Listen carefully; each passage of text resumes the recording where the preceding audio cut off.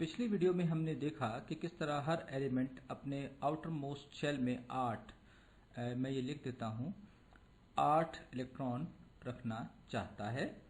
और ये एक तरह की मोस्ट स्टेबल कॉन्फ़िगरेशन भी है जो कि इलेक्ट्रॉन्स की हो सकती है। और ये फैक्ट हमारे सामने रियल वर्ल्ड को ऑब्जर्व करके आया है। तो इसकी मदद से हम ये मालूम कर सकते हैं कि पीरियोडिक टेबल के मुख्तलिफ ग्रुप्स में एलिमेंट्स के साथ क्या कुछ हो सकता है। कोई भी ग्रुप पीरियोडिक टेबल में एक कॉलम से जाहिर किया जाता है, जैसे कि ये वाला ग्रुप। तो मैं इसी से शुरू करूंगा क्योंकि इसका एक ख़ास नाम है और ये ग्रुप नोबल गैसेस कहलाता है।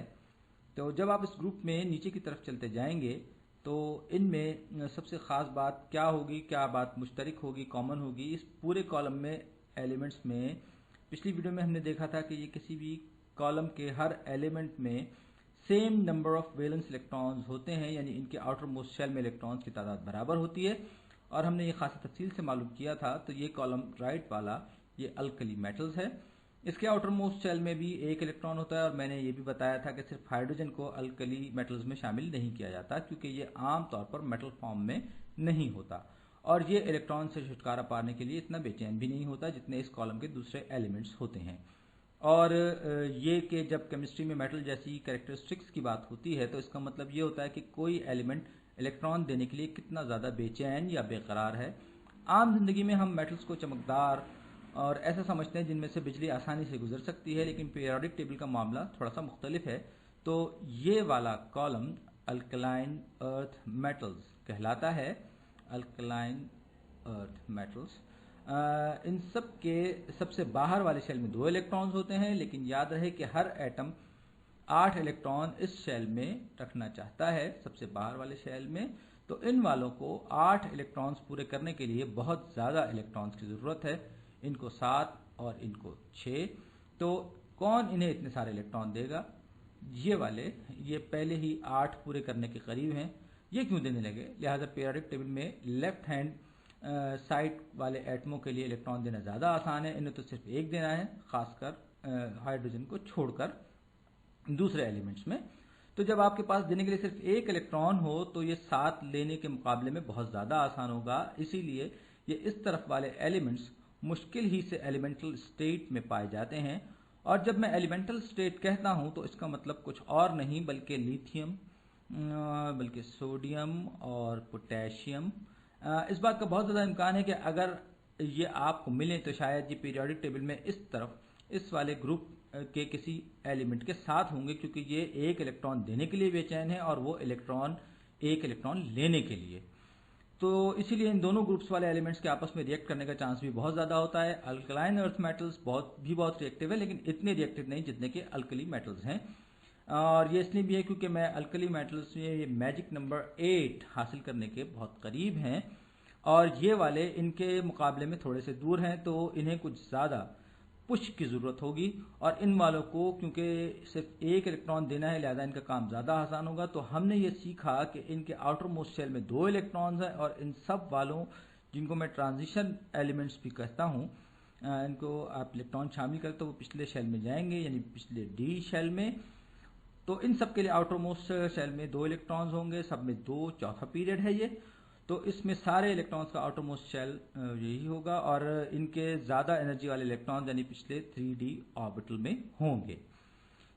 तो इन सब में भी से 2 आउटर मोस्ट इलेक्ट्रॉन्स होंगे। तो अल्कलाइन अर्थ मेटल्स की तरह ये भी कहने में क्या हर्ज है, खुश रहने के लिए 2 इलेक्ट्रॉन्स लूज करेंगे। और मैं इस बारे में कुछ इस तरह सोचता हूँ कि शायद हकीकत में ऐसा कुछ भी ना हो, लेकिन कि इन वालों के पास इलेक्ट्रॉन्स की एक लंबी बेंच है। तो अगर ये इस पर से इन वैलेंस इलेक्ट्रॉन्स को गिरा सकें, ड्रॉप कर सकें, तो अगर मैं जैसे आयरन की बात करता हूं तो आयरन में 2 वैलेंस इलेक्ट्रॉन्स होते हैं इस तरह। तो अगर 2 वैलेंस इलेक्ट्रॉन्स को बेंच से गिरा दें तब भी इनके पास रिजर्व में इलेक्ट्रॉन्स होंगे जो डी सब शेल में होंगे, यानी पिछले वाले शेल के डी सब शेल में। तो अगर आयरन अपने 4s2 इलेक्ट्रॉन्स गिरा दे तब भी इसके पास 3d में इलेक्ट्रॉन्स होंगे जो इन्हें रिप्लेस कर सकेंगे। मैं हर चीज़ को कोटेशन मार्क में लिख रहा हूं क्योंकि ये मेरे लिए चीज़ों को विजुअलाइज करने का एक तरीका है। और ये पॉइंट मैंने इसलिए रेज किया क्योंकि मेटल्स इलेक्ट्रॉन्स के मामले में बड़े दानी यानी अतिया करने वाले होते हैं, और ये भी रिएक्ट करते हैं। ये भी कहते हैं ए मेरा एक इलेक्ट्रॉन ले लो, मेरे दो इलेक्ट्रॉन ले लो, और ये एटम कहते हैं हमारा डी सेल सब शेल भरने के बाद ये दो इलेक्ट्रॉन्स बाकी बचे हैं, जो चाहे ले जाए। तो ट्रांजिशन मेटल्स में यही होता है, और खासकर मेटल्स वाले ग्रुप में इस ग्रुप में ज़्यादा होता है। ये नीले वाले में रंग में ये मैंने इसको दिया, ये वाला इसके पास देने के लिए बहुत सारे इलेक्ट्रॉन्स होते हैं, और इन वाले इलेक्ट्रॉन्स के भी अलावा अपना डी सब शेल भरने के बाद भी, और ये ऐसा खास तौर पर एलिमेंटल फॉर्म में करते हैं। इसका मतलब ये है कि ये एक बड़ा सारा ब्लॉक है जिसमें एल्यूमिनियम ये रहा, ये दूसरे एलिमेंट से रिएक्शन करने का कुछ ज़्यादा शौकीन नहीं होता। तो फर्ज कीजिए कि हमारे पास एल्यूमिनियम का एक बंच है जिसमें ढेर सारे इलेक्ट्रॉन्स हैं। तो एल्यूमिनियम कहता है कि मेरे पास 3 वैलेंस इलेक्ट्रॉन्स हैं, लेकिन साथ ही मेरे पास ये डी सब ऑर्बिटल वाले इलेक्ट्रॉन्स भी हैं, मगर मैं इन्हें दूसरे एल्यूमिनियम एटम्स के साथ ही शेयर करूंगा। यानी एल्यूमिनियम इलेक्ट्रॉन्स के समंदर में ये सब साथ साथ होंगे। तो जब मैंने सी ऑफ एल्यूमिनियम इलेक्ट्रॉन्स कहा, तो इसका मतलब ये हुआ कि बहुत सारे इलेक्ट्रॉन्स हैं जो एल्यूमिनियम एटम्स के बीच वाली जगह में कहीं हैं। लेकिन चूंकि एल्यूमिनियम एटम्स ने ये इलेक्ट्रॉन्स डोनेट किए हैं, तो ये इनकी तरफ भी अट्रैक्ट होते रहेंगे। यानी जैसे कि ये एल्यूमिनियम प्लस एटम हुआ जिसने 3 इलेक्ट्रॉन्स डोनेट किए हुए हैं। मैं बिल्कुल एग्जैक्ट फिगर नहीं बना रहा, ये तो बस समझाने के लिए है। और इसीलिए मेटल्स इलेक्ट्रिसिटी को बहुत अच्छी तरह से कंडक्ट भी करते हैं। और वैसे भी इलेक्ट्रिसिटी मुसलसल हरकत करते हुए इलेक्ट्रॉन्स ही तो होते हैं। तो इलेक्ट्रॉन्स को मुसलसल हरकत में रखने के लिए आपके पास सरप्लस इलेक्ट्रॉन्स भी हैं, इसलिए मेटल के तारों में से बिजली आसानी से गुजर जाती है। इन सब में सिल्वर बेस्ट कंडक्टर है। हमारे प्लैनेट पर सबसे अच्छा कंडक्टर यही है, लेकिन इसे वायरिंग में इस्तेमाल नहीं किया जाता, बल्कि कॉपर इस्तेमाल किया जाता है, क्योंकि सिल्वर के मुकाबले में कॉपर ज़्यादा मिलता है और सस्ता पड़ता है। लेकिन बहरहाल सिल्वर ही बेहतरीन कंडक्टर है। तो जब आप किसी ऑर्बिटल को पूरा भर लेते हैं तो वो खासा स्टेबल हो जाता है। तो इन्होंने अपना डी ऑर्बिटल पूरा भर लिया है, लेकिन शायद इनके डी ऑर्बिटल्स पूरे नहीं भरे हैं। मगर ये सब मेरा इंट्यूशन है, मैंने इसे साबित करने के लिए कोई एक्सपेरिमेंट नहीं किया। मैं तो सिर्फ आपको ये सेंस देना चाह रहा हूं कि मेटल्स किस तरह कंडक्ट करते हैं। तो ये ट्रांजिशन मेटल्स हैं, और ये वो हैं जिन्हें असल मेटल्स कहा जाता है। तो इन्हें ट्रांजिशन मेटल्स इसलिए कहा जाता है क्योंकि इनमें मेटल्स के मुकाबले में ओवरऑल प्रॉपर्टीज कम दर्जे की मेटालिक होती हैं। लेकिन मेरे नज़दीक ये फ़र्क कोई ख़ास अहमियत नहीं रखता। जब मैं ऑर्बिटल्स मेटल्स के बारे में सोचता हूं तो मेरे जहन में मेटल की हैसियत से आयरन का नाम आता है, सिल्वर का भी और कॉपर का भी और गोल्ड का भी। तो मेरे ख्याल में इन्हें ट्रांजिशन मेटल कहना बहुत नाइंसाफी है। मगर क्या करूं कि केमिस्ट्री में एल्यूमिनियम को आयरन से ज़्यादा मेटल समझा जाता है। ये एलिमेंट्स यहाँ, सॉरी मैं ग्रुप्स के टॉपिक से हट गया। तो यहाँ 3 वैलेंस इलेक्ट्रॉन्स 4, 5, 6, 7 तो इन सब में 3 वैलेंस इलेक्ट्रॉन्स हैं। इनके लिए इलेक्ट्रॉन्स लेने से ज़्यादा आसान काम इलेक्ट्रॉन्स किसी को दे देना है। मगर अब या किसी और केस में, मसलन जैसे कि बोरॉन के केस में, जहां ये 5 इलेक्ट्रॉन्स हासिल कर सकता हो, जो बज़ाहिर मुश्किल लगता है, मगर उमूमन इसके लिए 3 इलेक्ट्रॉन देना ज़्यादा आसान है। इसी तरह यहाँ मेटल ग्रुप वाले एलिमेंट्स के लिए इलेक्ट्रॉन देना और भी आसान होता है। और आप देख सकते हैं कि जैसे जैसे आप पीरियोडिक टेबल में नीचे की तरफ बढ़ेंगे तो आपको मेटल्स से ज़्यादा से ज़्यादा वैलेंस इलेक्ट्रॉन्स मिलते जाएंगे। मसलन ये लेड, इसमें ये मेटल है, हालांकि इसमें 4 वैलेंस इलेक्ट्रॉन्स हैं, और ये इसलिए है क्योंकि इसका एटम इतना बड़ा है कि इसके शेल्स भी बहुत बड़े और न्यूक्लियस से बहुत ज़्यादा दूर हैं कि इनके इलेक्ट्रॉन्स को एटम से निकाल बाहर करना भी बहुत आसान होता है। तो मसलन आप जब इस कॉलम में ऊपर कार्बन पर जाएंगे तो इसमें भी 4 इलेक्ट्रॉन हैं, मगर वो न्यूक्लियस से बहुत ज़्यादा करीब हैं, इसलिए इन्हें निकाल बाहर करना भी मुश्किल है। इसलिए ज़्यादा इम्कान यही है कि ये इलेक्ट्रॉन हासिल करेगा किसी दूसरे एटम से। लेकिन इन दूसरे वालों के वैलेंस इलेक्ट्रॉन्स न्यूक्लियस से इतने दूर हैं कि इनसे छुटकारा पाना और 8 इलेक्ट्रॉन्स वाली स्टेबल स्टेट में आना इनके लिए ज़्यादा आसान होगा। और अब ये वाला हिस्सा नॉन मेटल्स का है।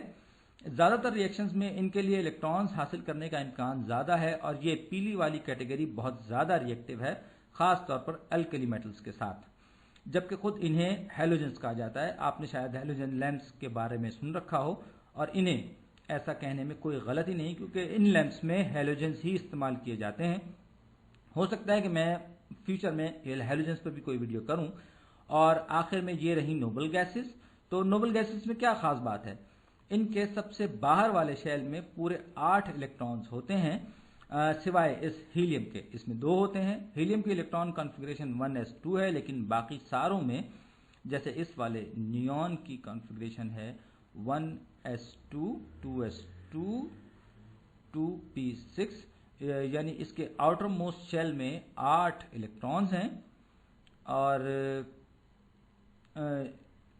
तो ये खुश है। आर्गॉन का मामला भी ऐसा ही है, इसका आउटर मोस्ट शेल 3s2 और 2p6 होगा। क्रिप्टॉन में 4s2 और 5p6, जबकि इसमें 3d इलेक्ट्रॉन्स भी होंगे जो एक शेल पीछे भरे जाएंगे। मगर इन सब के आउटर मोस्ट शेल में 8 इलेक्ट्रॉन्स ही होंगे। तो ये खुश हैं, इनके पास रिएक्ट करने का कोई इंसेंटिव ही नहीं। तो ये दूसरे एटम से कहते हैं कि भाई आप लोगों ही केमिकल रिएक्शंस वाला ये क्रेजी गेम खेलते रहिए, हमें इससे कोई लेना देना नहीं। और इसी वजह से ये एलिमेंट्स बहुत बहुत ज़्यादा अनरिएक्टिव हैं और बहुत ज़्यादा अनरिएक्टिव। तो शायद आपको याद हो कि पुराने वक्तों में ग्राफ ज़ेपलिन और जैसी दूसरी बड़ी एयरशिप्स बहुत मशहूर थी। तो उस ज़माने में हिंडनबर्ग की एयरशिप्स में हाइड्रोजन इस्तेमाल की जाती थी, और हाइड्रोजन बहुत ज़्यादा रिएक्टिव गैस है, बल्कि वो बहुत तेज़ी से जल उठती है, इतनी तेज़ी से के धमाके से फटती हुई लगती है। इसीलिए आजकल बच्चों के गैस के गुब्बारों में हाइड्रोजन की जगह हीलियम इस्तेमाल की जाती है, क्योंकि हीलियम एक नोबल गैस है और बहुत अनरिएक्टिव है, इसीलिए इसके धमाके से फट पड़ने का भी कोई चांस नहीं होता। खैर, मेरा ख्याल है कि मेरी ये वीडियो अब पूरी हो चुकी है। अगली वीडियो में हम पीरियोडिक टेबल की भूल भुलैयों के बारे में और बात करेंगे। आपका शुक्रिया।